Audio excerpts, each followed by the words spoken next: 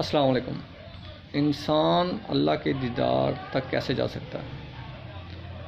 اس کے لیے سب سے پہلے اس کو علم دیدار پڑھنا پڑے گا۔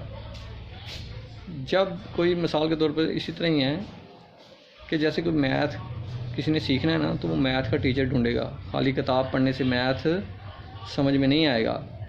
اسی طرح اگر آپ دیدار کرنا چاہتے ہیں اللہ اور اس کے پیارے حبیب کا، تو سب سے پہلے آپ ایسے بندے کو ڈھونڈیں جو اللہ اور اس کے پیارے حبیب کے دیدار تک پہنچا ہوگا۔ وہ پھر آپ کو علم دیدار سکھائے گا کیسے؟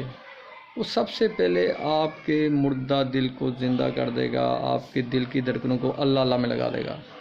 آپ کی جو سی دل کی دھڑکنیں ہیں ٹک ٹک کے بجائے اللہ اللہ کرنا شروع کر دیں گی۔ جب وہ اللہ اللہ کرنا شروع کریں گی تو آپ کے دل میں نور بنے گا۔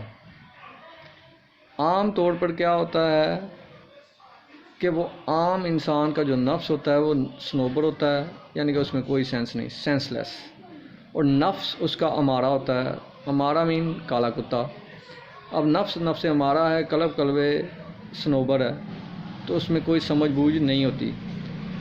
اب جب اس کے اندر نور آیا نا تو اس کا ڈبل اثر ہوتا ہے۔ نور سے اس کے دل میں نور بننا جب شروع ہوتا ہے تو وہ اس کی حالت چینج کر دیتا ہے۔ وہ سنوبر سے قلب سلیم ہو جاتا ہے، سلیم سینس والا، یعنی سمجھ بوجھ رکھنے والا۔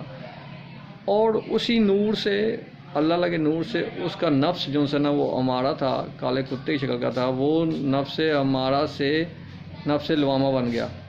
نفس لوامہ میں بھی دو سٹیجز ہیں۔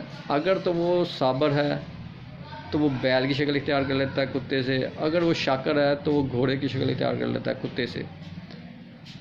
اب وہ اسی حالت میں رہتا ہے جب تک کہ مرشد اس کے نفس کو کلمہ نہ پڑھا دے۔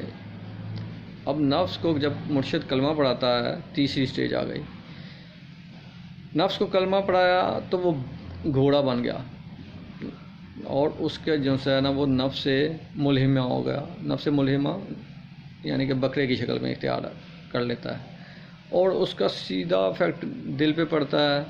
وہ اس کا رخ اللہ کی طرف ہو جاتا ہے، اور وہ قلب منیب ہو جاتا ہے، یعنی قلب سلیم سے قلب منیب ہو گیا۔ اب اس کا رخ اللہ کی طرف ہو گیا، وہ صراط المستقیم ہے، یعنی سیدھا راستہ۔ اب اس کا رخ اللہ کی طرف، اور نفس اس کا پاک ہو گیا، یعنی کہ بکرا بن گیا۔ اب وہ مرتے دم تک اسی حالت میں رہے گا جب تک اللہ تعالیٰ فیصلہ نہ کر لے کہ اس کو مرتبہ دینا ہے، ولایت دینی ہے۔ اب اللہ تعالیٰ نے اس کو ولایت دینی ہے تو اللہ تعالیٰ اس کے قلب پہ تجلی ڈالے گا۔ جب تجلی ڈالے گا نا تو قلب اس کا شہید ہو جائے گا تجلی کی وجہ سے، اور اس کا نفس جو ہے نا وہ مطمئنہ ہو جائے گا، یعنی کہ وہ بکرے سے انسان کی حالت میں آ جائے گا، کیونکہ تجلی سیدھی دل سے ہوتی ہوئی نفس پہ جائے گی۔ اب وہ انسان بن گیا بکرے سے، تو آپ صلی اللہ علیہ وسلم کی محفل میں لے جاتے ہیں۔ مرشد پاک اس کو نفس کو پکڑتا ہے، اس کو آپ صلی اللہ علیہ وسلم محفل میں لے آتا ہے۔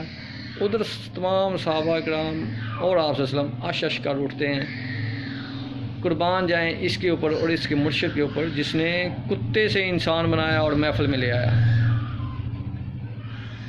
اس کے بعد آپ صلی اللہ علیہ وسلم اس کو تعلیم دیتے ہیں، اور وہ دیدار الہی تک چلا جاتا ہے۔